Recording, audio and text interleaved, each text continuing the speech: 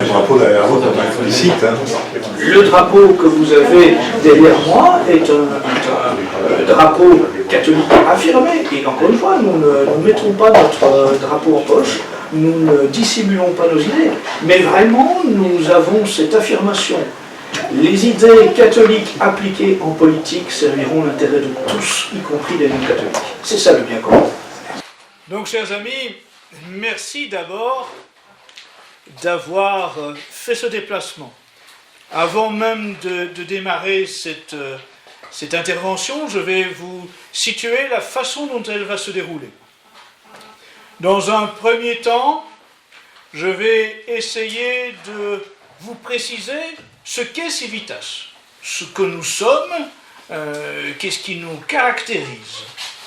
Ensuite, je vais répondre à cette question qui était le thème de la conférence telle qu'annoncée, c'est veut-on assassiner la France ?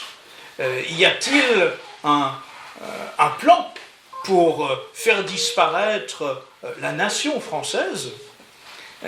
J'y répondrai de façon étayée, non pas par des affirmations, mais par des propos bien précis, référencés. Ensuite, il était question sur la fiche des solutions, des remèdes, des possibilités que nous avons de nous opposer à ce que nous considérons être la dilution de la France, la disparition notamment de la France rurale, qui nous préoccupe beaucoup. Et donc nous allons essayer de montrer comment il y a moyen de servir le bien commun, de s'opposer au rouleau compresseur mondialiste et au plan de ceux qui tentent de faire disparaître nos traditions et nos coutumes. Et dans ce cadre-là, eh bien, naturellement, parmi l'éventail de ce qu'il y a à faire, je vous parlerai aussi des élections municipales, parce que c'est une façon bien concrète de nous investir à l'échelon local pour servir le bien commun et pour défendre les intérêts de ce qui sont les corps de métier et le mode de vie et les coutumes que nous voulons voir perdurer, parce que Civitas est un mouvement politique qui est foncièrement attaché à l'enracinement, à la foi catholique, mais aussi à l'enracinement rural, la défense de la paysannerie, la défense de l'artisanat, la défense du petit commerce, la défense de la petite industrie. Et à un moment où la désertification rurale se fait abondamment sentir et a de quoi nous inquiéter, eh bien nous allons voir que si c'est évidemment très préoccupant, ça ne doit pas être l'occasion pour nous de considérer que la bataille est perdue. Chers amis, d'abord un mot sur la façon dont cette réunion a été préparée et qui vous a amené dans l'urgence à être averti que le lieu préalablement prévu pour nous accueillir ne nous accueillait plus et vous voilà à avoir dû faire une petite balade dans la campagne profonde pour trouver une salle accueillante, ce dont je remercie évidemment les hôtes qui nous ont fait la gentillesse de nous accueillir dans des circonstances comme celle-ci. Vous voyez, si l'on observe la situation en France aujourd'hui, ils sont nombreux ceux qui nous martèlent depuis quelques semaines qu'il y a 5 ans qu'ils sont Charlie. Ah ça, oui, il y a 5 ans qu'ils sont Charlie, qu'ils défendent la liberté d'expression, qu'ils défendent la liberté d'opinion.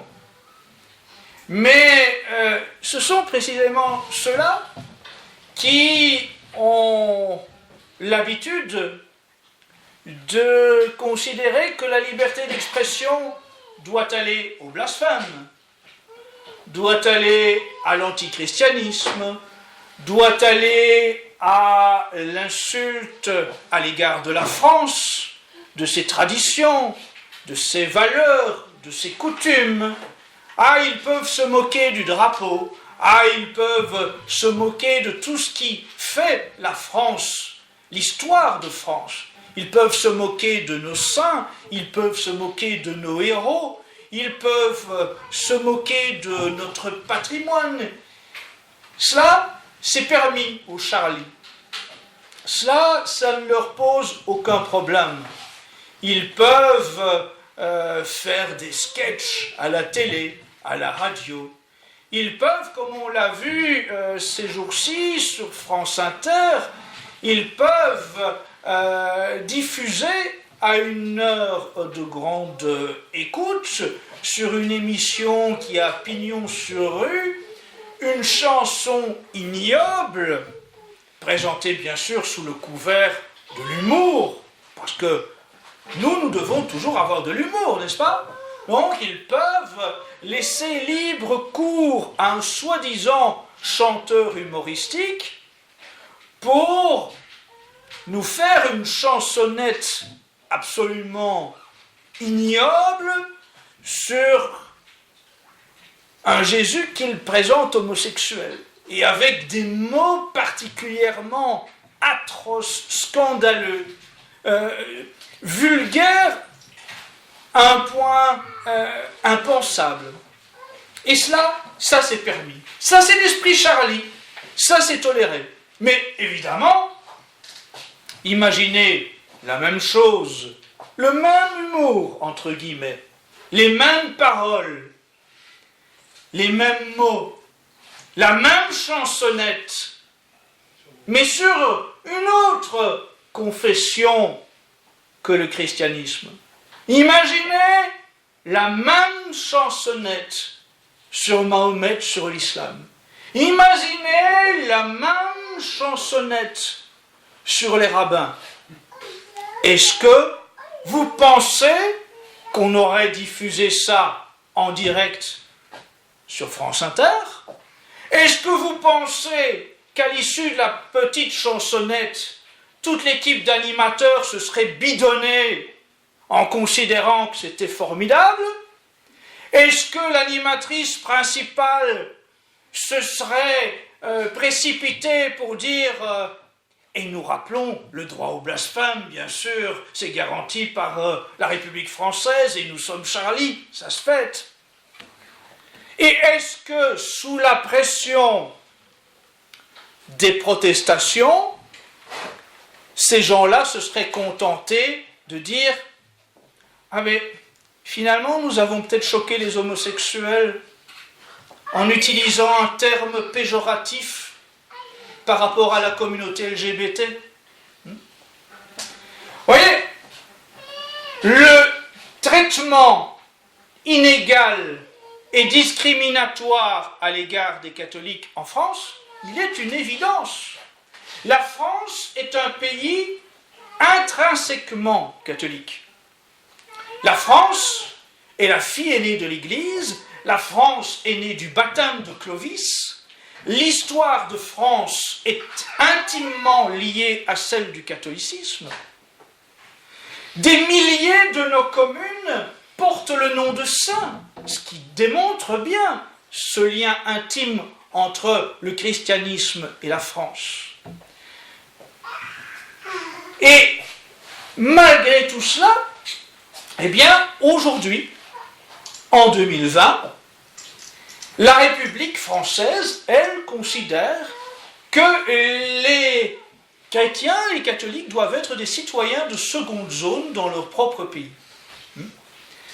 Et ils peuvent nous raconter sur tous les airs que ça ne visait pas à nous choquer, que c'était simplement de l'humour.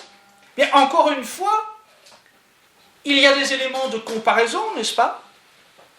Quand vous regardez comment d'autres humoristes ont été, eux, mis au banc, bien, on voit bien que le traitement n'est pas égal selon la foi dont on se moque. Souvenez-vous qu'il y a quelques années, il a suffi d'une apparition de Dieudonné à la télévision habillé en rabbin, faisant un sketch sur Israël avec ses papillotes sous son chapeau de rabbin, pour que ce soit sa dernière apparition sur un plateau de télévision.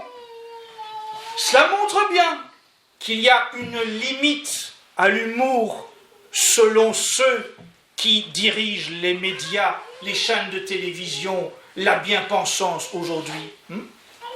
Il y a quelques mois, c'était l'humoriste Jean-Marie Bigard qui, lui, avait, sur un plateau de télévision, refait l'une de ses blagues vulgaires, très vulgaires, sur les femmes.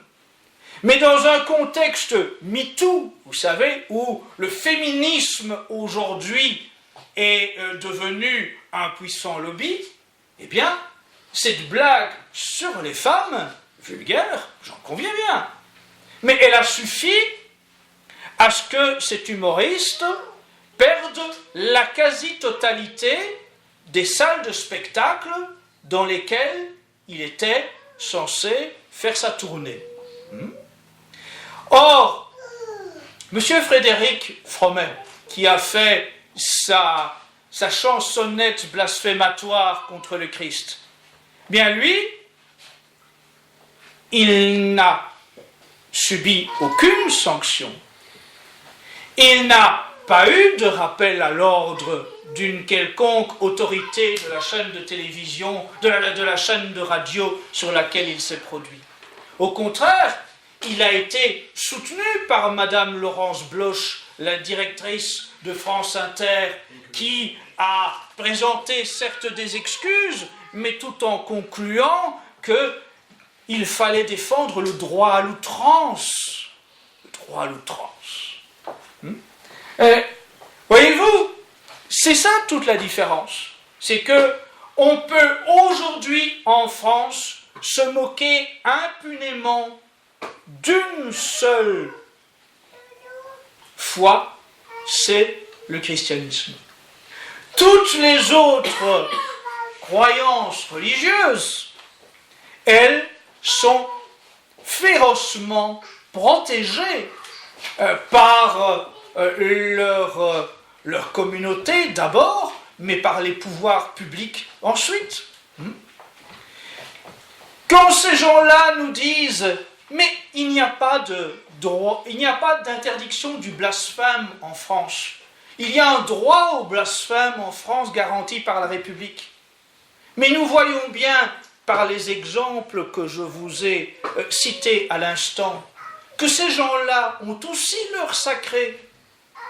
Bien sûr, leur sacré n'est pas le nôtre, mais ils ont leur sacré.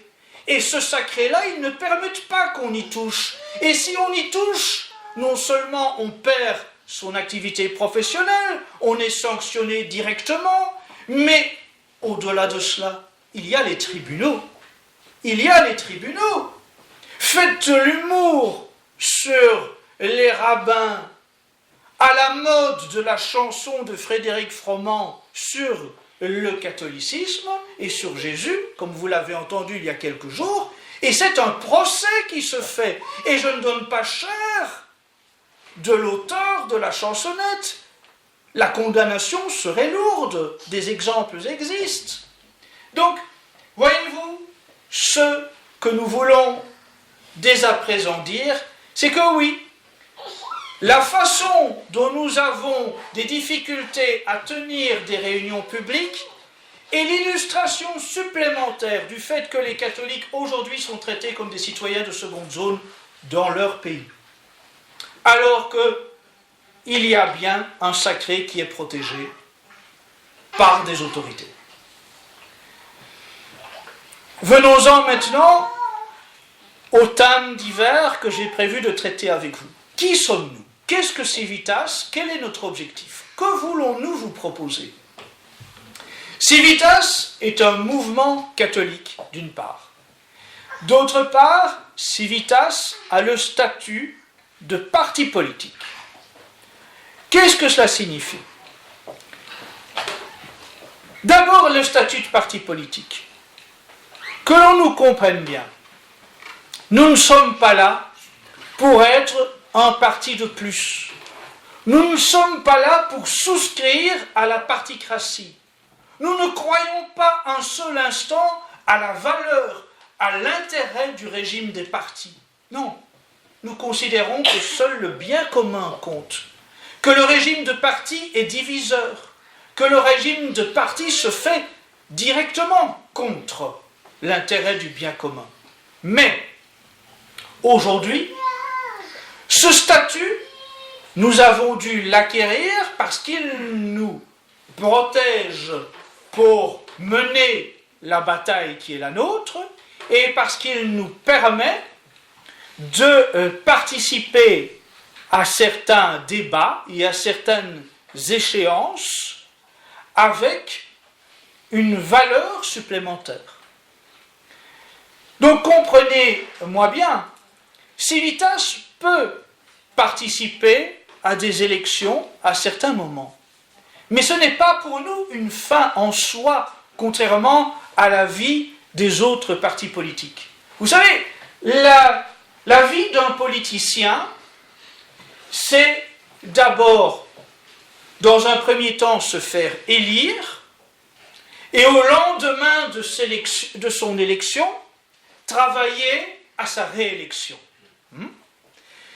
L'intérêt commun dans cela est totalement absent. Nous ne visons pas à promettre à ceux qui s'engagent à nos côtés des postes rémunérateurs qui vont leur permettre d'assurer un train de vie de sénateur. Nous, dans l'engagement que nous voulons avoir aux élections municipales, eh bien, précisément, nous donnons la priorité aux petites communes. Celles, précisément, où même le mandat de maire ne rapporte que des clopinettes, ne permet aucun enrichissement personnel, n'amène que du travail et des soucis supplémentaires, mais parce que nous croyons que la politique, c'est servir et non se servir, et que ça fait une différence fondamentale. Alors, dans ce cas-là, vous comprenez bien que nous n'avons rien de commun avec le mode de fonctionnement des autres partis politiques. Mais nous considérons bien que des échéances sont là, à notre portée, qui méritent notre attention.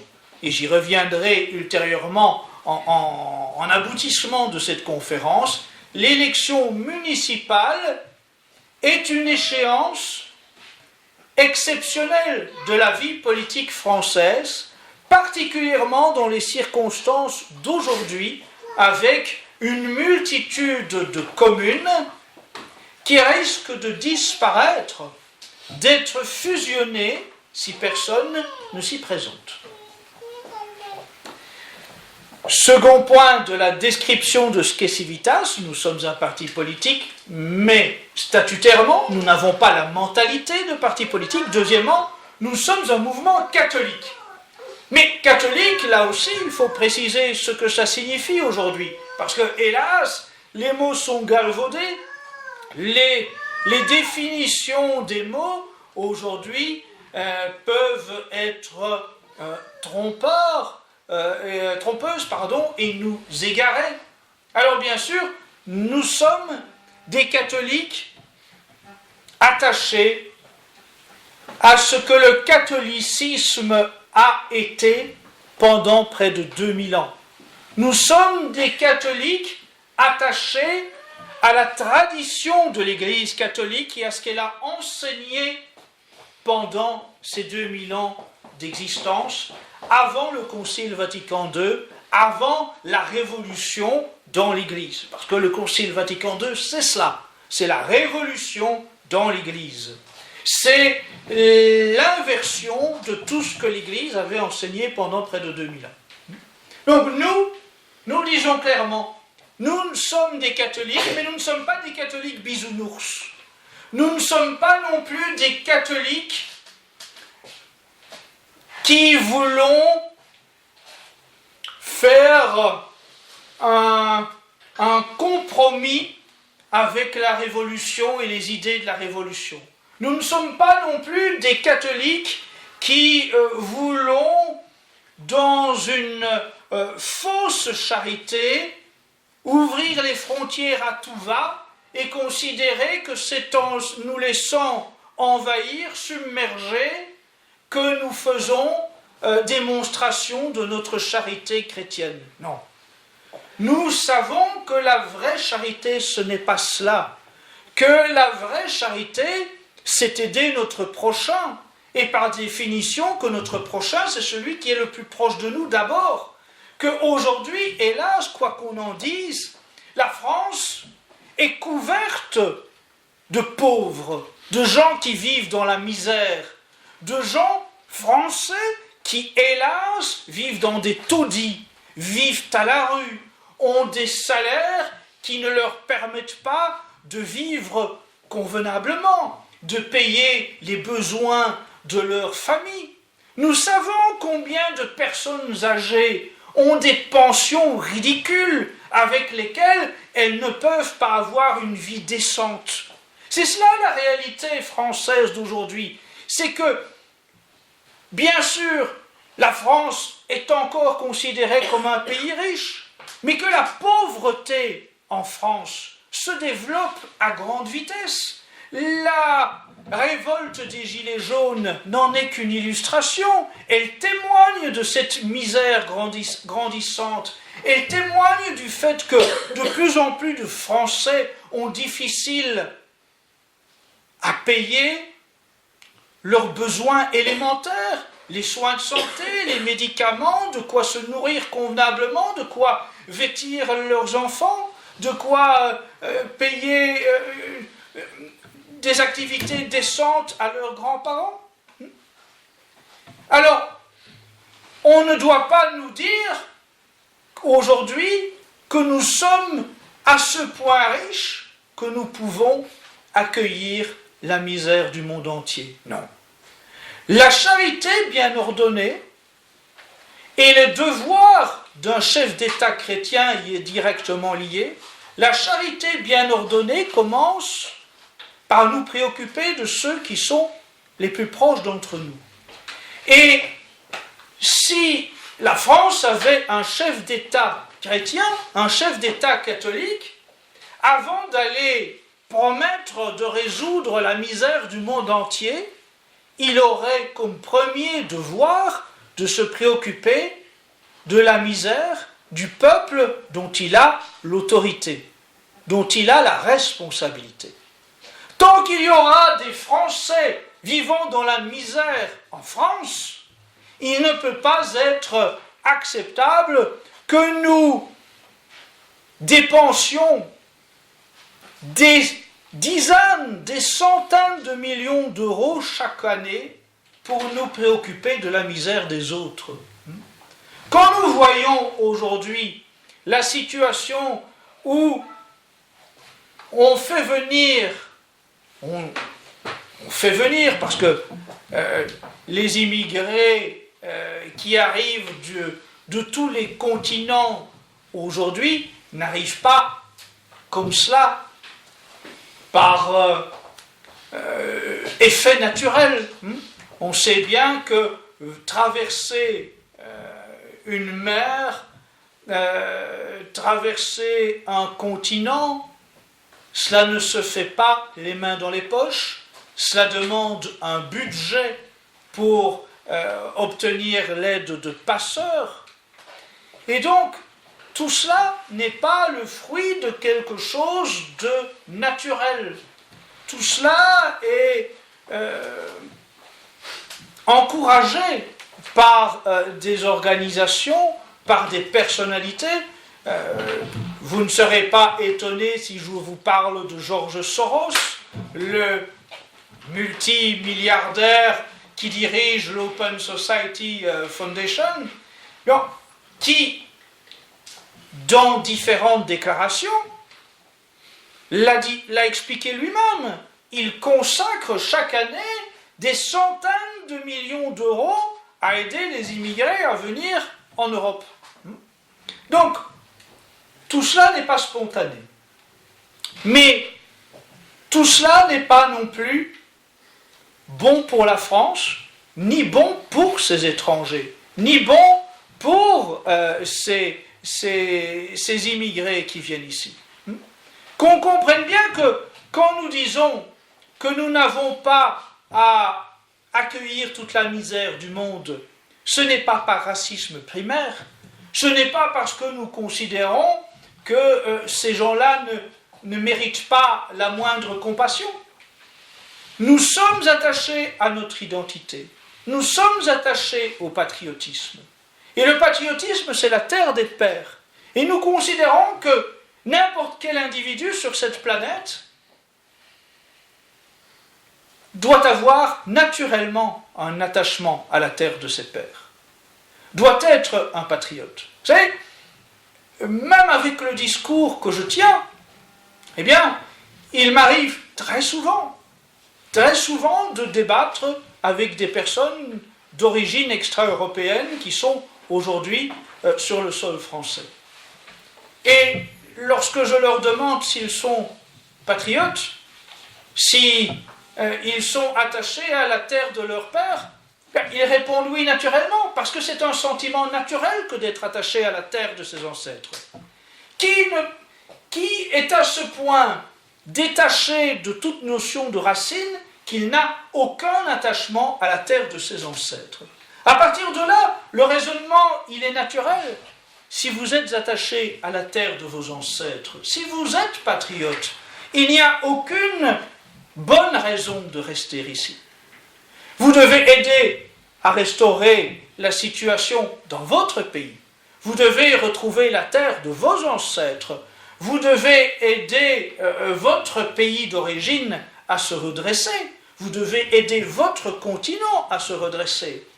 S'il y a des tyrans dans votre pays, vous devez aider à les renverser. Mais vous ne devez pas abandonner vos foyers, vos familles, vos parents, vos épouses, vos enfants, pour trouver un refuge confortable en France, payé par l'argent des contribuables français. Quand on observe qu'aujourd'hui arrivent massivement des jeunes hommes célibataires que l'on dorlote ici, à qui l'on offre des chambres d'hôtel, parce que l'on réquisitionne des hôtels pour loger des immigrés arrivés ici en situation illégale.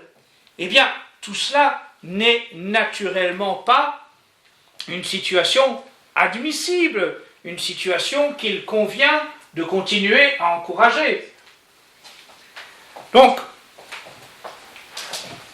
ceux qui sont des jeunes hommes célibataires, qui ont abandonné leur pays d'origine, quelle que soit la situation de ce pays, fût-ce pour se soustraire à la guerre, ou fût-ce parce que la situation économique n'y est pas propice, ceux-là ne sont pas des hommes qui agissent dignement.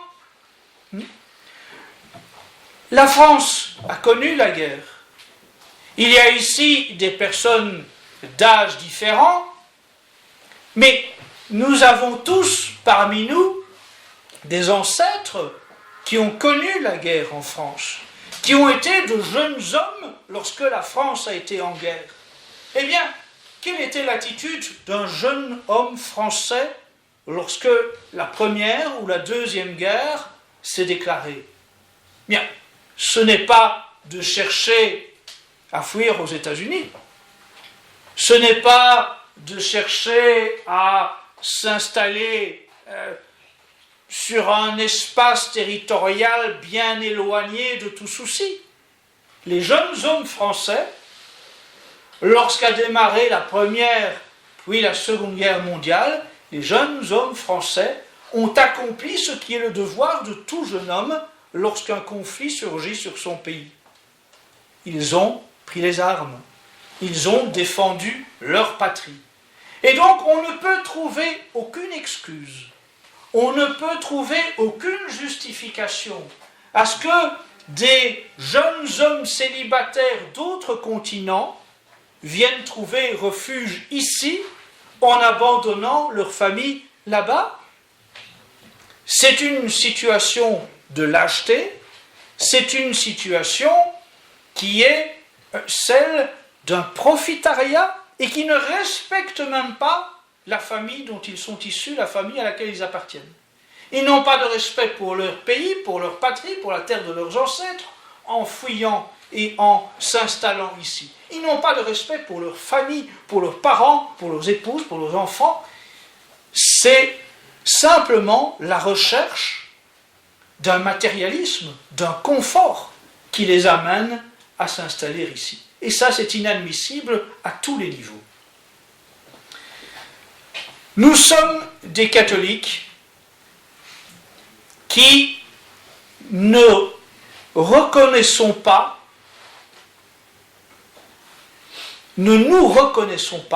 dans Vatican II et dans tout ce qu'a entraîné Vatican II. Nous voyons régulièrement à quel point le Concile Vatican II a entraîné une révolution, bien sûr en partie liturgique, mais également avec des impacts dans la vie complète de notre société.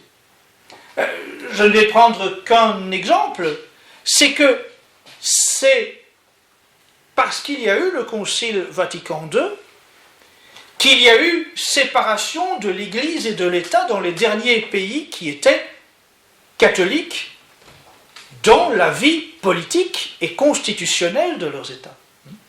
C'est le Concile Vatican II qui a voulu mettre fin à cela.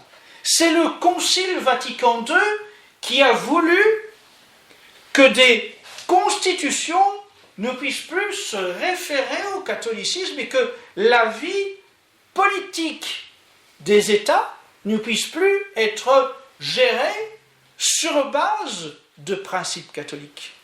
En ayant un lien de collaboration, un lien de conseil entre l'Église et l'État. C'est déjà une illustration des méfaits du Concile Vatican II dans un autre aspect que la théologie et la liturgie, la doctrine catholique. Nous voyons aussi à quel point, même dans tout ce qui est lié à la définition de la famille, ce qui est aujourd'hui professé par celui qui occupe le trône pontifical n'est absolument plus conforme à ce que l'Église a enseigné pendant près de 2000 ans à propos de la famille, le mariage, l'union d'un homme et d'une femme. Pour nous, il va de soi que l'on ne peut pas admettre que le mariage soit déformé, soit complètement transformé, inversé, dénaturé pour permettre des unions totalement contre nature.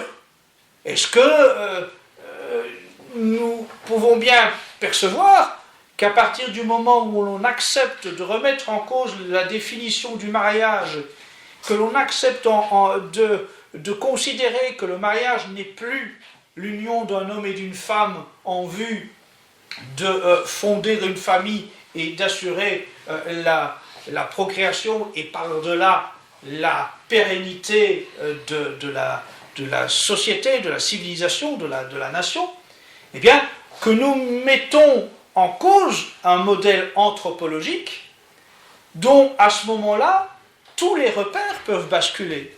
Si nous acceptons l'idée que deux personnes de même sexe peuvent se marier, pourquoi pas trois? Pourquoi ne pas accepter la polygamie? Pourquoi ne pas accepter toute une série de formes de vie commune complètement perverses, contre nature, destructrices de tout élément naturel de ce qu'est une relation familiale, une relation en société. L'homme est un animal social, nous a enseigné Aristote, et puis ensuite nous a confirmé saint Thomas d'Aquin. L'homme est un animal social, et cela veut dire qu'il fait partie d'une communauté. La famille est un des piliers de la communauté. L'ensemble, l'addition de familles constitue une communauté. La communauté est ensuite gérée dans le souci d'un bien commun. Et ce bien commun implique des considérations qui ne sont pas simplement matérielles, mais qui sont aussi morales, civilisationnelles, anthropologiques. Or, aujourd'hui, tout cela est remis en cause. Et ce qui est un drame, c'est que ceux qui incarnent aujourd'hui l'autorité religieuse au Vatican sont les complices, hélas, de plus en plus intensément d'une destruction de tous les fondements de notre société, de notre civilisation, en acceptant de remettre en cause la définition du mariage, de la famille, en tolérant toutes sortes de pratiques païennes. Vous l'avez vu, encore avec la fameuse affaire Pachamama, cette idole amazonienne que l'on a transportée en procession, en pèlerinage au sein même du Vatican et dans des basiliques et portée par des prélats avec la bénédiction du souverain pontife. Est-ce que c'est admissible? C'est le contraire, intégralement le contraire de ce que les papes ont professé pendant près de 2000 ans. C'est une rupture complète, intégrale, avec ce que l'Église a enseigné. Donc, nous sommes des catholiques, nous le disons, nous l'affirmons, nous le promettons, nous nous y engageons, mais nous sommes des catholiques intégralement fidèles à ce que l'Église a enseigné pendant près de 2000 ans, jusqu'au Concile Vatican II, et nous sommes par contre foncièrement en rupture avec l'esprit révolutionnaire qui prime aujourd'hui au Vatican. Nous sommes des catholiques enracinés, nous considérons que être catholique, ce n'est pas simplement l'être le dimanche. Ce n'est pas l'être simplement lors de nos fêtes d'obligations religieuses. Être catholique, c'est le vivre au quotidien, intimement, mais aussi publiquement. Dans notre vie de foi, mais aussi dans notre vie familiale, dans notre vie professionnelle, dans notre vie publique. Et donc ça signifie que les catholiques ne peuvent pas se sentir indifférents de ce qui se déroule dans leur pays. Ils ne peuvent pas considérer qu'ils vivent dans une tour d'ivoire. Ils ne peuvent pas considérer que ce qui se passe autour d'eux, ils peuvent s'en préserver en se retirant complètement de ce monde et en se limitant à la prière. La prière, bien sûr, elle est indispensable.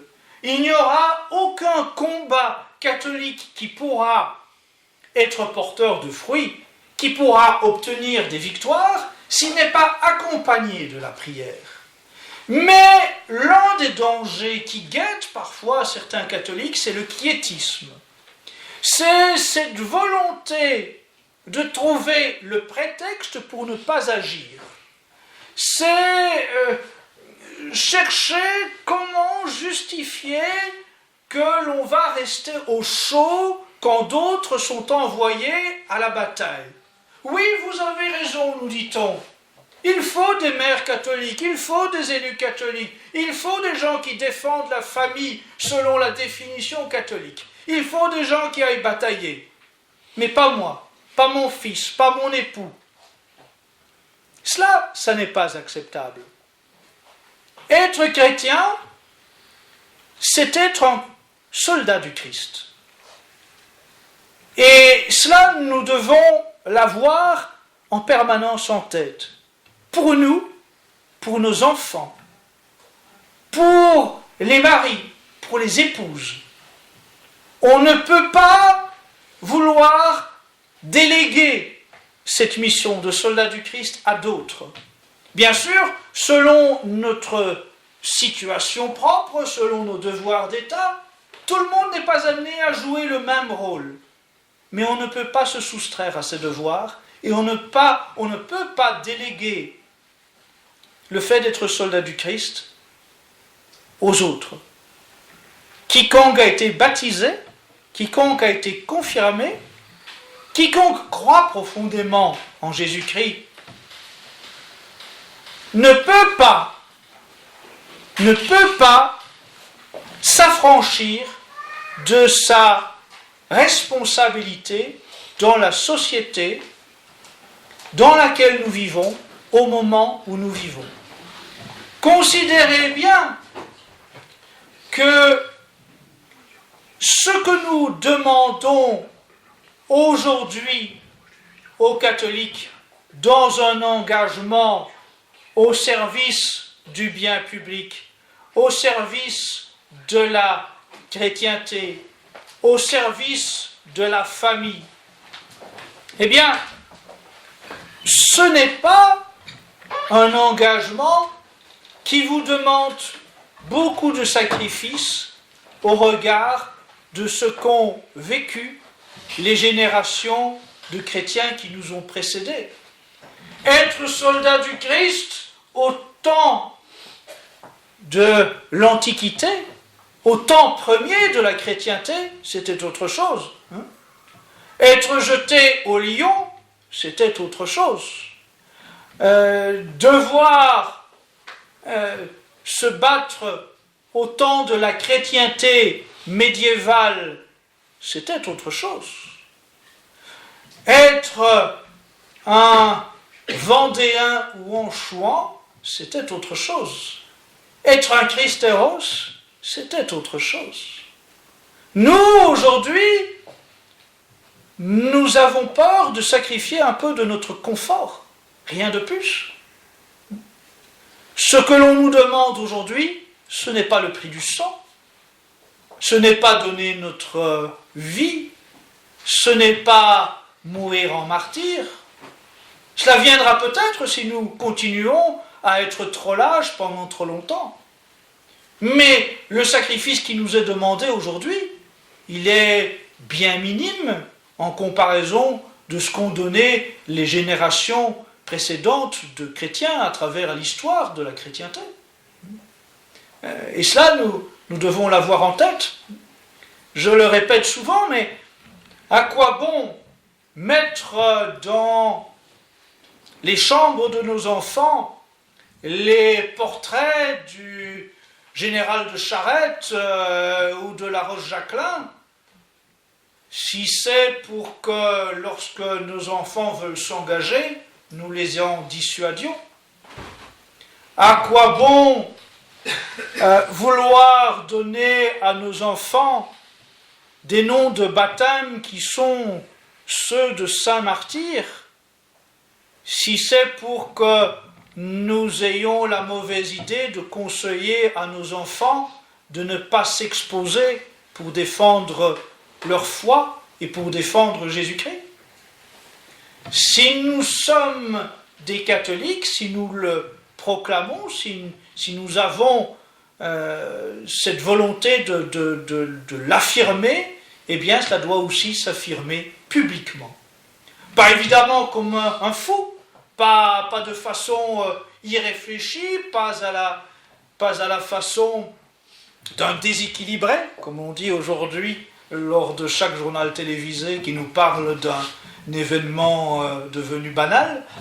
Non, si nous voulons agir en catholique, nous devons le faire avec la ferme résolution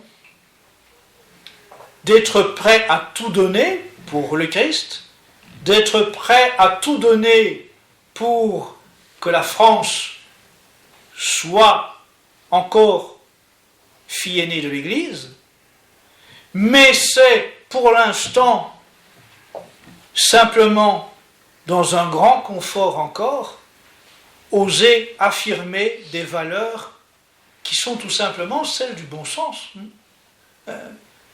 Est-ce que franchement nous considérons que c'est demander beaucoup de courage que de proclamer que le mariage c'est l'union d'un homme et d'une femme? Est-ce que c'est faire preuve d'un courage que de considérer qu'avorter c'est tuer un enfant? Est-ce que c'est faire preuve de courage que de dénoncer le fait qu'on euthanasie des personnes âgées, des personnes handicapées, qu'on promeuve un système économique qui considère que ceux qui ne sont plus des consommateurs rentables doivent être éliminés? Est-ce que c'est faire preuve de courage que de vouloir que la France choisisse à nouveau que le catholicisme redevienne religion d'État? Est-ce que c'est faire preuve de courage que de nous engager dans le domaine social ou dans le domaine politique pour que les lois redeviennent des lois catholiques? Ou tout au moins pour tenter de freiner, dans un premier temps, les initiatives de ceux qui sont nos adversaires dans cette république maçonnique, profondément hostile à tout ce qui est catholique? Non, tout ça n'est pas courageux. En vérité, non, vraiment, tout cela n'est pas courageux, tout cela c'est simplement du devoir élémentaire, du bon sens élémentaire. N'importe quel catholique en France devrait aujourd'hui, sur base de ces considérations, se dire qu'il a l'obligation de s'engager. Et si tous les catholiques aujourd'hui en France prenaient conscience de cela, mais nous aurions une force extraordinaire pour peser sur les décisions dans ce pays. C'est parce qu'hélas, tant et tant de catholiques ont choisi de se soustraire à leurs devoirs que nos adversaires avancent à toute allure. C'est Saint-Pédis qui disait que la force des mauvais, c'est la faiblesse des bons, n'est-ce pas?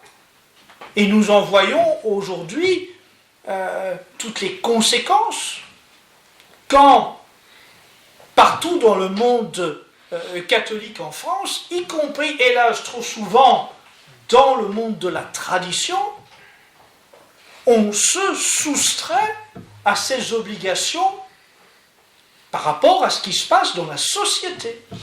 Nous sommes des êtres sociaux, nous devons nous engager sur l'échelon politique et social au service du bien commun dans notre pays. Alors, vous avez donc maintenant une idée de ce que nous sommes. La seconde partie de cette conférence, c'est: y a-t-il un plan pour faire disparaître la France, pour l'assassiner? Parce que l'assassiner, c'est cela, c'est vouloir la faire disparaître. La France, on peut la voir sous la forme d'une patrie charnelle. Elle a une existence. On peut donc l'assassiner. On peut donc l'assassiner en la faisant disparaître. Comment la faire disparaître? Il y a plusieurs façons de la faire disparaître, mais toutes passent par sa dilution. On peut, d'une part, la diluer au niveau institutionnel, en la noyant dans des organisations supranationales. C'est le processus enclenché pour mener au gouvernement mondial, où là seuls se prendront les décisions, les vraies décisions importantes qui dicteront notre quotidien. Est-ce que c'est une vision complotiste que d'envisager que nous sommes sur la pente qui nous mène à ce gouvernement mondial? Je crois que vous avez tous les éléments pour voir qu'hélas, non, c'est une stricte réalité, n'est-ce pas, dont les institutions européennes sont une phase intermédiaire, hélas, trop acceptée déjà par beaucoup, qui considèrent que le Conseil de l'Europe, le Parlement européen, les institutions de l'Union européenne sont des institutions dont on ne peut plus s'affranchir. Eh bien, moi je vous dis que c'est une erreur de concéder cela. C'est une erreur parce que c'est simplement, on remonte à l'origine de ces institutions européennes, compte tenu aujourd'hui des documents officiels dont on peut prendre connaissance depuis peu et qui, avant, n'étaient pas à la portée de tous. On voit bien que les institutions européennes, elles ont été en partie suscitées, notamment par la CIA et par différentes officines qui n'avaient aucune volonté de servir les intérêts des peuples européens. C'était pour s'accaparer des marchés, pour s'accaparer du pouvoir politique, pour nous priver de la destinée de nos peuples. Et ces institutions européennes, elles ne sont qu'un intermédiaire, une étape intermédiaire avant le gouvernement mondial, dont, comme le répète souvent Jacques Attali, Jérusalem devra être la capitale. Alors, je sais que tout cela, ça stimule auprès des médias dominants l'idée que le discours que je vous tiens, il est complotiste. Mais ce n'est pas du complotisme que d'écouter ce que disent nos adversaires et de le restituer en reliant les faits entre eux pour démontrer que tout cela est concerté. Parce que, aujourd'hui, contrairement à ce qui se déroulait il y a 40 ou 50 ans, nos adversaires agissent à livre ouvert. Avant, nous avions affaire aux forces occultes, et je continue volontiers à les appeler ainsi. Mais nous avions affaire aux forces occultes, et nous utilisions ce terme parce que, de fait, elles agissaient en permanence cachées.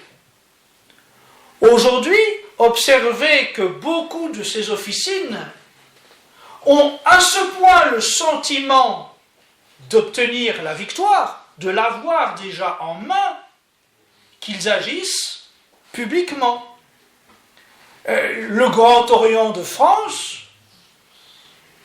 lorsqu'il invite ou convoque, selon le choix des mots, les candidats à la présidence de la République, eh bien désormais, il filme les interventions des candidats à la présidence devant les frères du Grand Orient.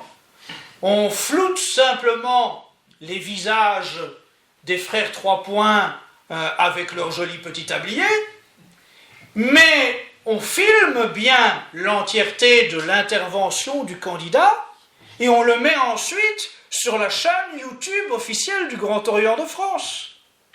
On agit ouvertement dans la franc-maçonnerie aujourd'hui pour montrer la puissance que cette secte détient sur la vie politique française. Lorsque on parle par exemple de Jacques Attali, ce n'est plus un secret de savoir qu'il est membre du Club Le Siècle, du Congrès Juif Mondial. Et vous pouvez trouver sur Internet, sur YouTube, les vidéos de ses interventions, y compris celles qui ont véritablement de quoi vous amener à réfléchir sur la vérité officielle que l'on cherche à vous faire avaler au journal télévisé de Pujadas.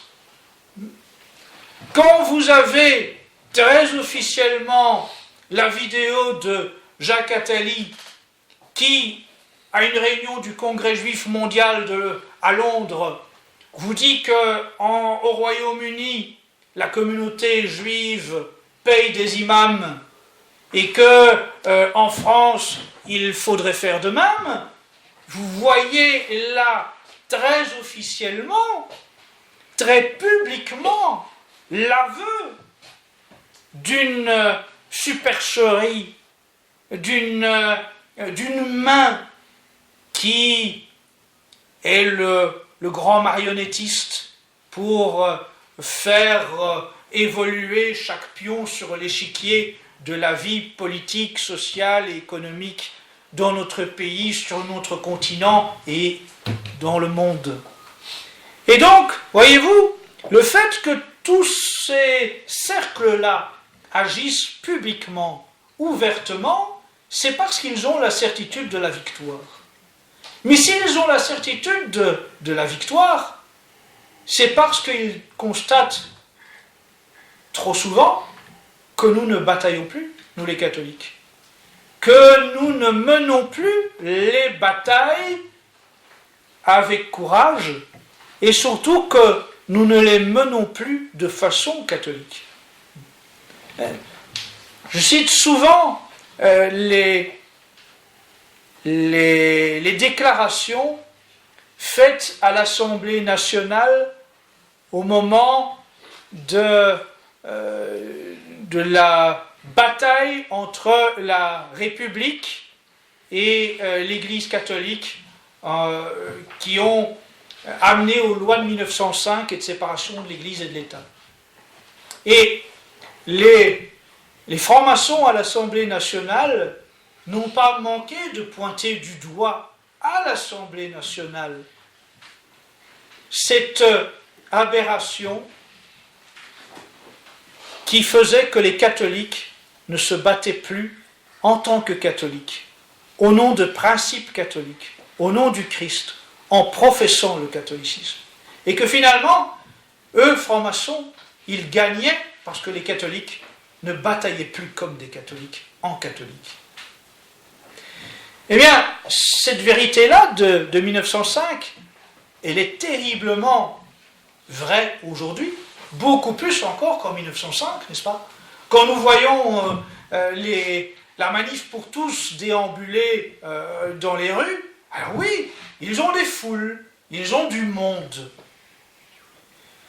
mais ils chantent, ils dansent, ils mettent de la musique de boîte de nuit, ils oscillent, ils dodelinent à tout âge, comme s'ils étaient dans une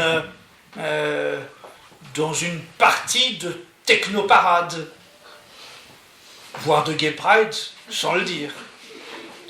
Eh bien, cela, à qui donc cela pourrait-il faire peur? Soyons lucides. Quel homme politique, en voyant cela, peut se dire « il y a là un danger pour ma réélection ». Mais aucun. Quelle est la férocité de ce public? Mais nulle part, elle est nulle. Ces gens-là sont d'une docilité à l'égard de la République qui fait peur. C'est pire encore. Là, aujourd'hui, ils seront nombreux à Paris en ce jour pour manifester contre la PMA et la GPA. À juste titre, il faut combattre la PMA et la GPA. Mais combien de ceux qui défilent en ce moment ont voté Emmanuel Macron et le parti La République En Marche, qui est porteur du projet de loi qui va légaliser la PMA et la GPA? Et combien ont encore l'intention de continuer à voter Macron à la prochaine présidentielle? Perseverare diabolicum. Ils ont cette incohérence schizophrénique de protester contre des projets de loi qui émanent des hommes politiques pour lesquels ils continuent à voter. Parce que leurs valeurs, avant d'être familiales, sont encore boursières avant tout. Et tant que les valeurs boursières définiront l'action réelle de ces chrétiens-là, eh bien, le christianisme reculera encore et encore et encore. Nous sommes des catholiques, mais nous sommes contre les spéculateurs, contre les usuriers, contre la haute finance. Ce n'est pas ça le catholicisme, loin de là. Le catholicisme, il est social. Le catholicisme, il est soucieux du bien commun et par-delà même, il est social. Il doit se préoccuper aussi bien de l'ouvrier que du patron, aussi bien de l'employé que de l'aristocrate, aussi bien du paysan que de l'artisan, que de l'ingénieur.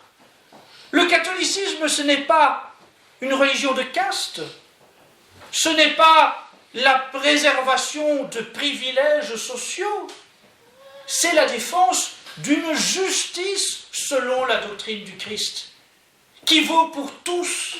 C'est cela le bien commun. À la fin du 19e siècle et au début du 20e siècle, c'était justement émanant de l'aristocratie qu'a émergé le mouvement des catholiques sociaux. C'étaient des aristocrates, Latour du Pin, Albert de Mun, qui ont été se soucier de la misère des ouvriers, qui ont été dans les usines, qui ont été chez ceux qui vivaient dans des taudis pour essayer de les aider à s'élever à la fois spirituellement et matériellement. Matériellement parce que si l'on est dans la misère, si l'on est à ne pas savoir nourrir sa femme et ses enfants, on n'a pas la tête à s'élever le regard vers le ciel. Il faut évidemment que les catholiques aient le souci d'améliorer le bien de nos concitoyens pour qu'ils aient aussi ce souci ensuite de se poser les bonnes questions du salut de leur âme. Mais il est évident que le catholicisme, tel qu'il a une chance de reconquérir le pouvoir, ce n'est pas celui qui défile aujourd'hui à Paris, hélas. Et tant que les catholiques n'en prendront pas conscience, ils continueront à subir défaite sur défaite, projet de loi néfaste sur projet de loi néfaste. Nous devons nous le mettre en tête. Et puis, je veux insister encore auprès de vous sur une échéance qui s'approche. C'est la disparition de l'argent liquide. Comprenez-moi bien, j'aborde des sujets qui peuvent avoir l'air disparates. Et pourtant, tout est lié, croyez-moi.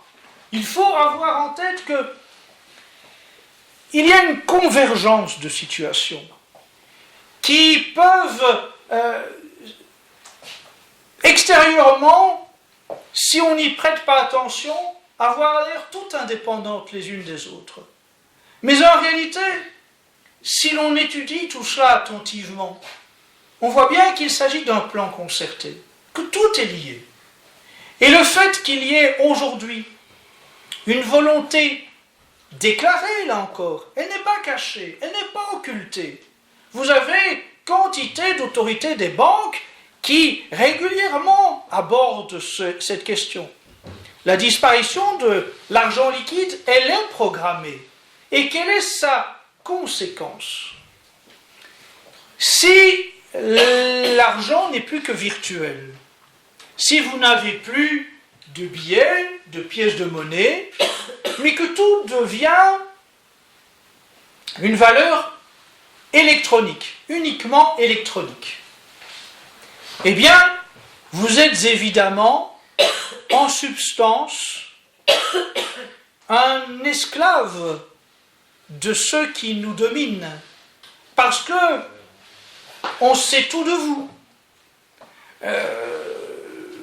Vous achetez tel livre, on sait quand vous l'avez acheté, où vous l'avez acheté, le titre du livre que vous avez acheté. Vous voulez adhérer à un mouvement, à une association, on le sait précisément. Je vais plus loin dans le détail. Si l'argent liquide disparaît, même votre participation au culte sera connue naturellement. L'argent que vous mettez à la quête le dimanche, vous ne le mettrez plus sous la forme d'un billet ou d'une pièce. Vous aurez un terminal qu'on vous proposera, vous sortirez votre carte ou vous ferez directement l'opération à partir de votre smartphone. Et cela se fait déjà dans certains lieux de culte. Cela se fait déjà, c'est amorcé. Et la conclusion de cela, c'est que bien entendu, l'État, lui, il saura précisément que vous êtes un catholique qui va le dimanche à la messe d'une chapelle traditionnaliste.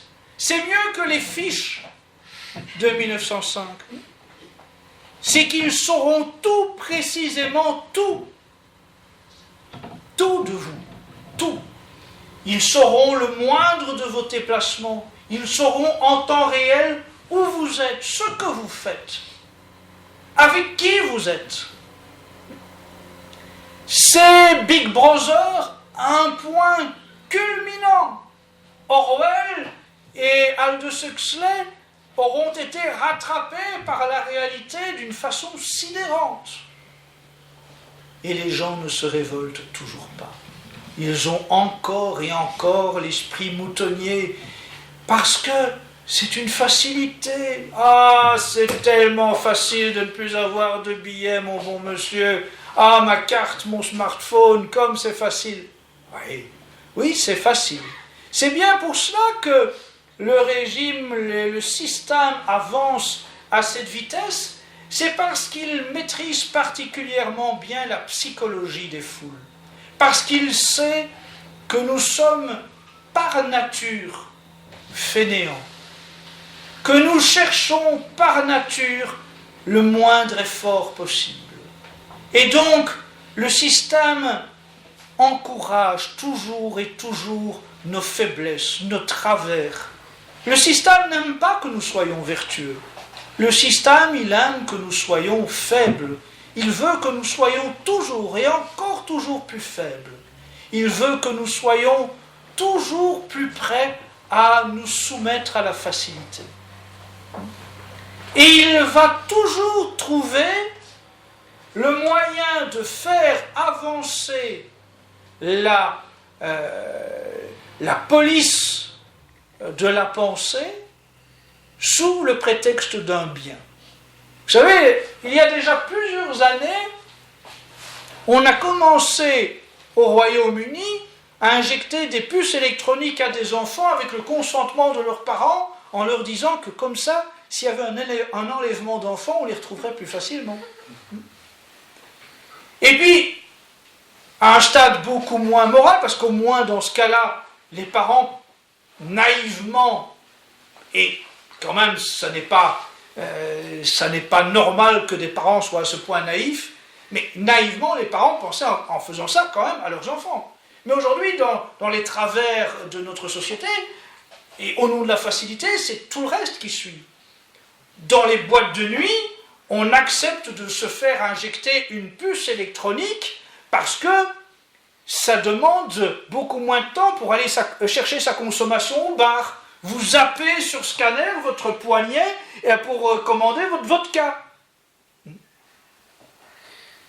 Dans des entreprises, dans différents pays d'Europe, vous avez le personnel qui volontairement accepte de se faire injecter une puce pour ne plus devoir avoir un badge ou une clé pour accéder au local de l'entreprise. Et les gens marchent dans tout cela, comme des troupeaux de moutons, ils galopent. Alors, vous voyez, tout cela ne serait pas possible s'il y avait des autorités catholiques qui étaient encore des autorités catholiques, qui rappelaient ce qu'est le bon, ce qu'est le vrai, ce qu'est le juste, qui proclamaient la vérité, qui professaient la vérité. Parce que être une autorité catholique, ce n'est pas simplement être une autorité liturgique. Ce n'est pas simplement être une autorité qui vous dit ce qu'est la définition du mariage. Regardez comment ont été écrites les encycliques de nos papes avant le Concile Vatican II. Les papes parlaient de politique dans les encycliques. Ils parlaient de tous les grands mouvements de société politiques et économiques. Et ils les analysaient à la lumière de la théologie. Et ils enseignaient ainsi aux catholiques comment ceux-ci devaient réagir par rapport à chaque nouveau mouvement social, politique ou économique. Aujourd'hui, nous n'avons plus cela. Nous n'avons plus cela nulle part. Nous n'avons plus d'autorité religieuse qui analyse les événements à la lumière de la théologie. Nous n'avons plus d'autorité religieuse qui nous aide à interpréter les grands événements, les grands mouvements politiques, économiques et sociaux à la lumière de la théologie. Nous avons simplement des complices du nouvel ordre mondial au Vatican, qui nous encouragent à monter dans le wagon à bestiaux. Eh bien, voilà, nous considérons qu'effectivement, il y a une France qui est en train d'être assassinée, plongée dans la dilution, parce que d'un côté, on veut la diluer dans des institutions supranationales, dans un nouvel ordre mondial, aux mains de toute une série de banksters et de patrons de multinationales. Puis d'autre part, parce qu'on la dilue, on la submerge dans une immigration-invasion, une immigration de grand remplacement, qui est organisée de façon à diluer le peuple français sur son propre territoire et de façon plus générale diluer les peuples européens sur leur territoire. Et là encore, ce n'est pas du complotisme. Vous avez un document officiel de l'ONU, je le rappelle, qui explique en l'an 2000 déjà, en l'an 2000, un document officiel de l'ONU explique que pour combler les problèmes de déficit démographique du continent européen, il faut envisager la migration de remplacement. Et c'est le terme officiel de l'ONU, la migration de remplacement. L'immigration de grand remplacement, ce n'est donc pas un mythe des complotistes, c'est un plan officiel de l'ONU. Alors, avec ce justificatif extraordinairement hypocrite, l'ONU vous explique que puisque l'Europe ne fait plus d'enfants, il faut qu'elle soit submergée par les immigrés extra-européens. Mais ce sont par ailleurs d'autres plans de l'ONU qui font tout pour qu'on avorte ou pour qu'on favorise la contraception. Donc l'ONU, elle crée le déficit démographique pour ensuite y répondre par l'invasion migratoire. Et le plan de l'ONU, très officiel, que vous pouvez trouver sans aucune difficulté sur Internet, c'est un document officiel, donc vous allez le trouver sur les pages des institutions onusiennes, en français, en anglais, en différentes langues. Ce plan-là prévoit qu'à terme, 3/4 de la population sur le continent européen sera d'origine extra-européenne. Nous aurons disparu. Disparu par le nombre, submergés par le remplacement. Donc oui, il y a une volonté d'assassinat de la France, plus généralement d'assassinat de l'Europe, parce qu'il y a aussi volonté d'assassinat du christianisme. Cette submersion du continent européen par des populations d'origine extra-européenne, c'est la disparition de toutes nos nations, mais c'est aussi la disparition d'un modèle civilisationnel, et c'est aussi l'effacement d'une foi catholique sur le continent européen. Donc oui, c'est en route, oui, c'est organisé, oui, c'est déjà très avancé.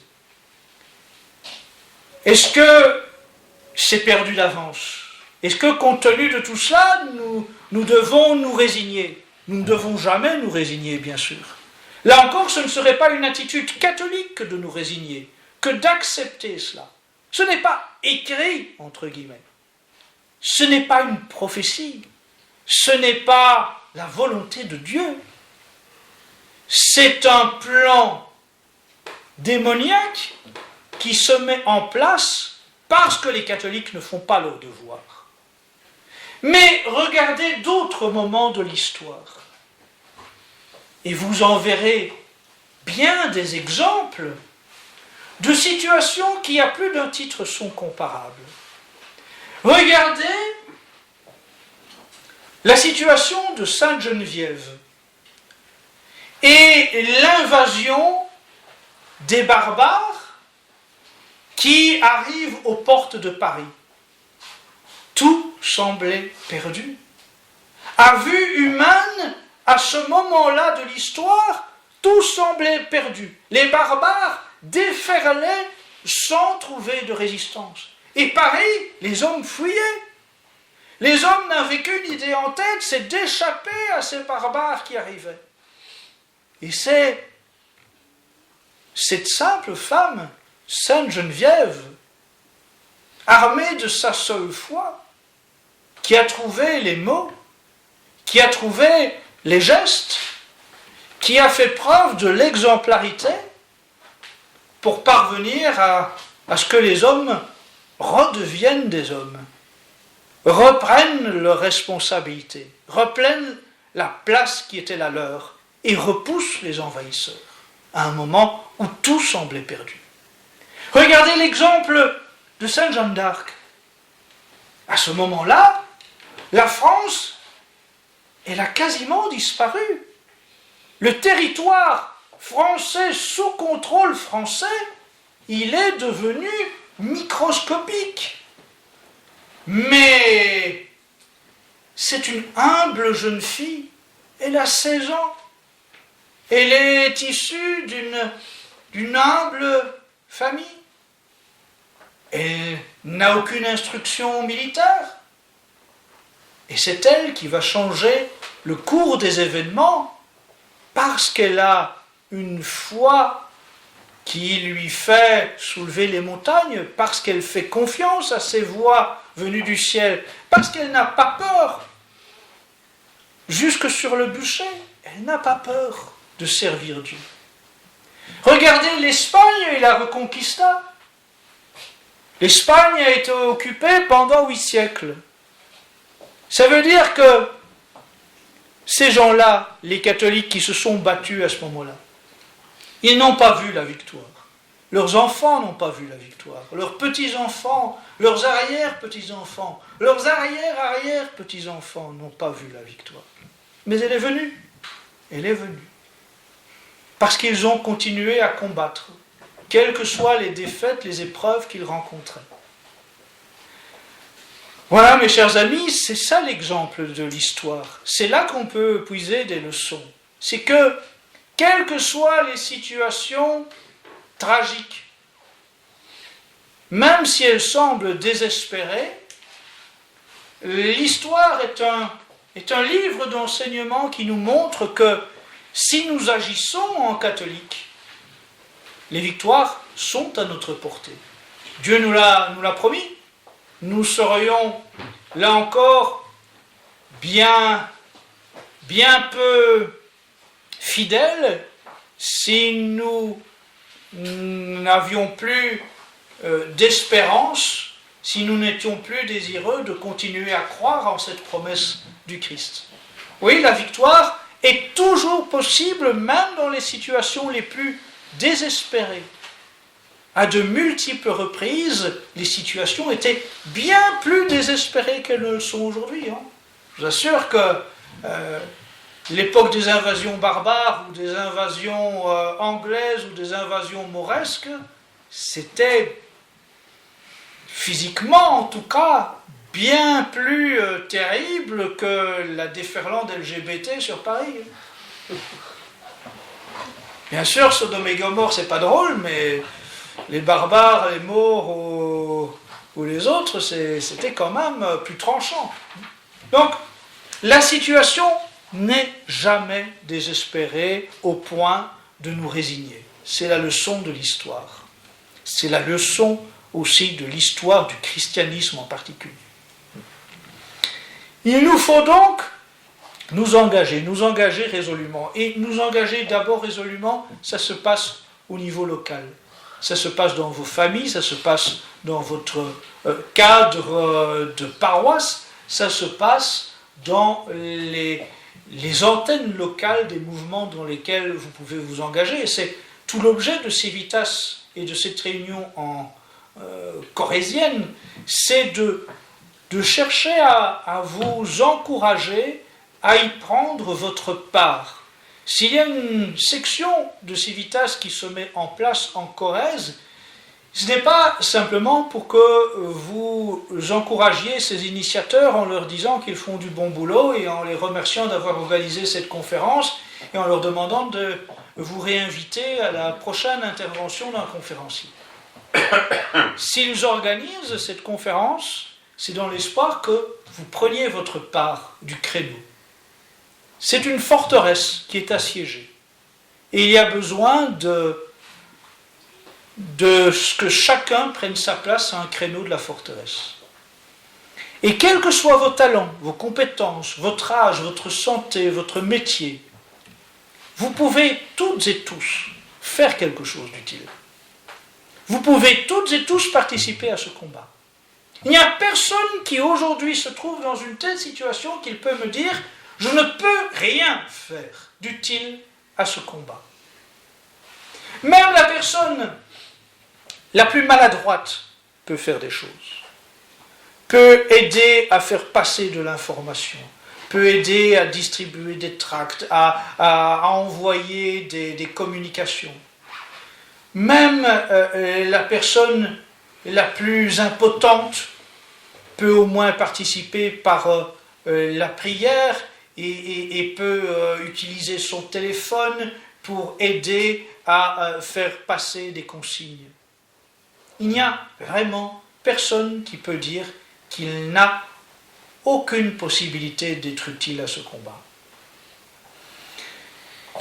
Et dans la pratique, ça signifie qu'il faut que partout en France, nous cherchions à mettre en place des cellules. Que ce soit en Corrèze, que ce soit ailleurs, que ce soit toujours plus localement. Lorsque des groupes sont suffisamment étoffés, eh bien, il faut ensuite que la section Corrèze, elle parvienne à se subdiviser en sections Brive, section Tulle, section... Il faut que nous soyons au plus près du réel local, de l'échelon le plus naturel. Et l'échelon le plus naturel, c'est l'échelon communal après la famille. L'entité la plus naturelle, c'est la famille. Ensuite, l'entité la plus naturelle après la famille, c'est la commune et la paroisse. Donc, il y a là vraiment la nécessité que vous vous engagiez dans une cellule. Nous vous demandons vraiment de vous engager dans une section Civitas, et s'il n'y en a pas dans votre localité, d'en constituer une. Là encore, je vous demande d'être des êtres responsables, de ne pas simplement être des consommateurs, de ne pas simplement être des assistés, Parce que trop souvent, là encore, j'entends des gens me dire je serais bien prêt à être membre d'une section, mais est-ce qu'il y a une section dans ma localité? Non, il n'y en a pas, mais il faudrait en former. Ah non, mais ça, je ne me sens pas capable, j'ose pas en parler à mes amis, qu'est-ce qu'ils vont penser de moi, etc. Non. On ne peut pas vouloir que tout nous arrive tout chaud sur un plateau. Ce que nous vous demandons, encore une fois, n'est vraiment pas un effort extraordinaire. Mettre en place une section Civitas, s'il n'y en a pas dans votre localité, ça ne vous demande pas un effort surhumain. Ça ne vous demande pas un sacrifice, ni physique, ni pécunier, ni de votre temps, qui soit hors de votre portée. Donc, vraiment, prenez vos responsabilités, engagez-vous. Engagez-vous dans une section Civitas, constituez-en s'il n'y en a pas dans votre localité. Prenez des responsabilités au sein de ces sections. Il faut que chacun se sente impliqué parce qu'il a une responsabilité propre. Nous formons communauté. Et lorsque nous formons une communauté, c'est l'addition des responsabilités de chacun qui fait avancer la machine, comme dans une armée. Nous devons aussi nous engager dans la vie réelle de la société dans laquelle nous vivons. Donc, les associations culturelles, les associations professionnelles, les associations de riverains, de commerçants. Il faut que partout où il y a moyen de réorienter les décisions vers le bien, vers le vrai, nous le fassions. Chaque fois que nous laissons une place vide, c'est notre adversaire qui en profite. Si nous réoccupons les places, c'est un peu de chrétienté qui reprend du terrain. Il n'y a pas de raison de considérer que le domaine du culturel doit inlassablement servir le rap, les graffitis, la musique hip-hop. À nous d'utiliser les budgets culturels de nos communes, de nos localités, pour servir le bien, le vrai, le beau. Il y a un patrimoine religieux, historique, qu'il faut remettre à l'honneur, qu'il faut restaurer, qu'il faut faire connaître. Il y a des traditions à transmettre. Tout cela, ce n'est pas mission impossible, loin de là. Ce sont des petites choses que nous pouvons tous aider à mettre en place. Elles ne demandent pas des efforts inouïs. Elles ne demandent simplement que d'y consacrer un peu de temps et de faire preuve d'un peu de bon sens. Et puis, bien sûr, je vous ai dit, il y a cette échéance des élections municipales, et je voudrais vraiment que vous y réfléchissiez encore, parce que il n'est pas trop tard, loin de là. Il y a au fond de la salle une table, un stand Civitas, avec notamment la dernière revue Civitas consacrée à ces élections municipales. Et cette revue contient toute une série d'informations, d'articles, de renseignements théoriques et pratiques pour vous aider à considérer l'opportunité de l'élection municipale. Je vois d'emblée l'hypothèse que vous vous demandiez si ce n'est pas vous compromettre avec la République, avec la démocratie, que sais-je. Eh bien, là encore, la réponse, elle est dans cette revue. Vous avez des articles qui vous parlent de la commune et de l'échéance des élections municipales d'un point de vue historique, d'un point de vue juridique, d'un point de vue politique et même d'un point de vue théologique, puisque le Père Joseph a rédigé une longue et très documentée étude pour vous montrer à quel point il est tout à fait cohérent pour un catholique de s'engager dans les élections municipales, à quel point c'est une recommandation qui a été faite à de multiples reprises par les souverains pontifes avant le Concile Vatican II et par Monseigneur Lefebvre lorsqu'il était à la tête de la fraternité sacerdotale Saint-Pie. Eh bien, je tiens vraiment à ce que vous profitiez des dernières semaines avant le dépôt des listes pour mesurer à quel point il y a quelque chose de bon à faire en vous investissant dans une élection municipale. Bien sûr, il n'est pas nécessaire pour nous de déposer des listes que nous constituons intégralement. Nous pouvons aussi faire du bien en entrant dans une liste dont le concepteur serait quelqu'un qui simplement aurait ce souci du bien commun. Je pense que dans beaucoup de villages, dans beaucoup de petites communes, vous avez des maires qui ne sont pas des catholiques traditionnalistes, qui ne sont même pas des catholiques du tout, mais qui n'ont pas non plus d'hostilité à l'égard du catholicisme. Et il faut à ce moment-là en profiter pour que vos talents se rendent indispensables à cette liste de la mairie et que ensuite, au lendemain des élections municipales, vous puissiez conquérir un poste, une responsabilité qui vous aide à véritablement servir le bien commun. Servir, je vous le disais, vous emparer de la responsabilité culturelle d'une commune, ça peut vous permettre de faire beaucoup de très belles et bonnes choses. Être dans un conseil municipal, c'est évidemment pouvoir favoriser la situation d'une école hors contrat.